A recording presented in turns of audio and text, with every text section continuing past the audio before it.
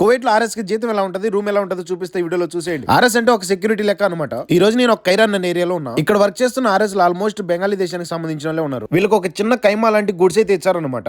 అందులో కువైట్ వాళ్ళకి సంబంధించిన విలువైన వస్తువులన్నీ పెట్టుకొని చూసుకుంటూ ఉన్నారు. ఇక్కడే పడుకొని ఇక్కడే వంట చేసుకొని కూడా తినాలన్నమాట. కొంతమంది కువైట్ వాళ్ళు వంట చేసుకోవడానికి మటన్, చికెన్, బియ్యము, బ్యాళ్ళు, చేపలు లాంటివి రకరకాల వాళ్ళు కట్టిస్తున్న ఇల్లు రెడీ అయ్యేంత వరకు 1 సంవత్సరం అవచ్చు, 2 సంవత్సరాలు అవచ్చు, 3 సంవత్సరాలు అవచ్చు. మనుషులు ఏం వర్క్ చేయడానికి వచ్చారు ఏంటని చెప్పేసి అప్డేట్ చేస్తూ కువైట్ వాళ్ళకి ఇదే గుడ్స్ లో ఉండాలి. ఇక్కడ వస్తువులు ఏ ఒక్కటి మిస్ అయినా జీతంలో కట్ చేసుకుంటారు.